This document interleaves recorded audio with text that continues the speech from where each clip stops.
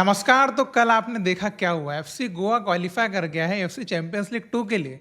और जैसे कि आपको पता है कि ओमान को एक स्ट्रॉन्गर ओपोनेंट माना जा रहा था और एक एक्सपेक्टेशन यही लगाई जा रही थी कि पता नहीं एफसी गोवा बीट कर पाएगी, एफसी चैंपियंस लीग 2 के लिए जा पाएगी नहीं जा पाएगी। लेकिन इस मैच को देखने के बाद ये समझ में आया कि कई बार जो है वो जो सोचते हैं जो हमारे मन में होता है, फील्ड पे टीम खेलकर उसको बदल भी सकती है और इंडियन क्लब भी ऐसा कर सकता है।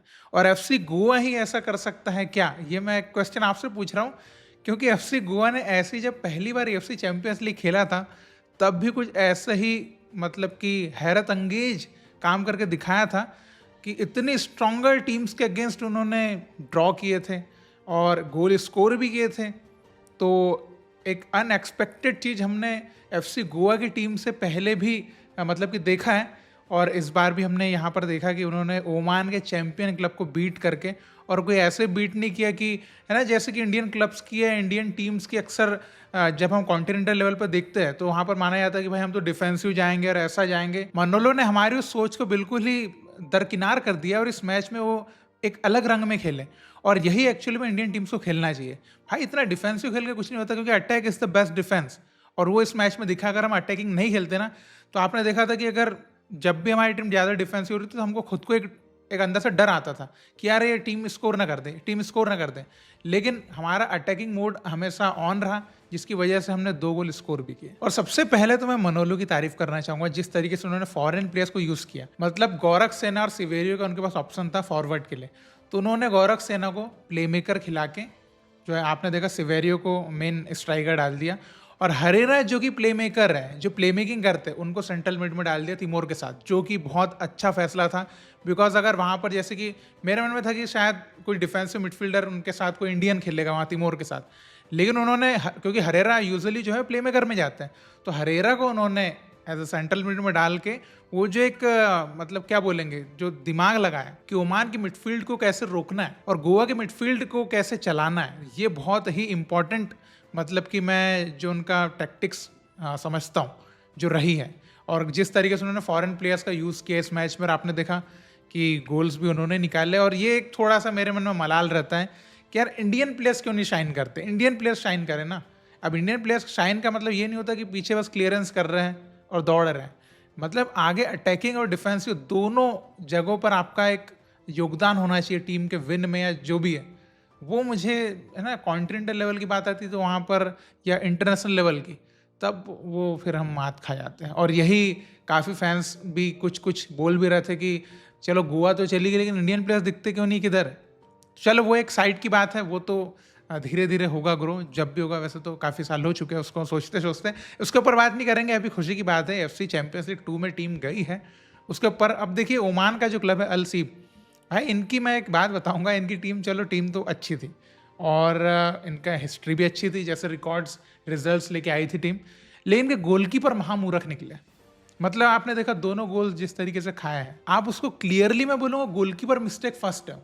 क्योंकि पहला आप मतलब अपना गोल छोड़ के आ रहे हो और आपका जो है टाइमिंग मिसमैच हो रही है। वहाँ पे ड्रेजिच ने एक बहुत क्लेवर वो फिनिश किया वहाँ पर। और दूसरा जो गोल वो सिवेरियो वाला गोल आपने देखा, वो पंच करने के लिए कीपर आया है और वहाँ भी उसकी मिस टाइमिंग हो गई। तो ये कीपर मिस्टेक की वजह से उन्होंने दोनों गोल खा लिए। लेकिन इसके अलावा भी मैं ये कहूँगा कि अगर वो 2 मिस्टेक नहीं भी करता कीपर, तो भी गोवा ने चांस तो क्रिएट किए थे गोल स्कोरिंग के, जो मिस किए। ये आपने देखे कुछ कुछ चांस बहुत अच्छे बनाए थे, मिस किए। मतलब सामने गोल है, यहाँ मिस कर दे रहे हैं। तो ऐसे जो चांसेस है ना, इन्हीं चांसेस की वजह से इंडियन टीम्स जो भी क्लब्स होते हैं ये कॉन्टिनेंटल लेवल में मात खाते हैं। अब इसके अलावा एक और चीज़ इस मैच में हुई, एक कंट्रोवर्शियल डिसीजन दिया रेफरी ने, जो हमको तो दिखा पेनाल्टी है, क्योंकि हमको तो हमारे एंगल से वो डी के अंदर दिखा और हमने तो सोच ही लिया था पेनाल्टी है। लेकिन जो है असिस्टेंट रेफरी ने उसको पेनाल्टी नहीं दिया, उसको उन्होंने बाहर फ्री किक दे दिया। और इसके ऊपर काफ़ी लोगों ने जो कमेंट सेक्शन में देख रहे थे लाइव, उसमें काफ़ी लोग बोल भी रहे थे भाई ये तो जो है गलत है, ये तो पेनाल्टी है।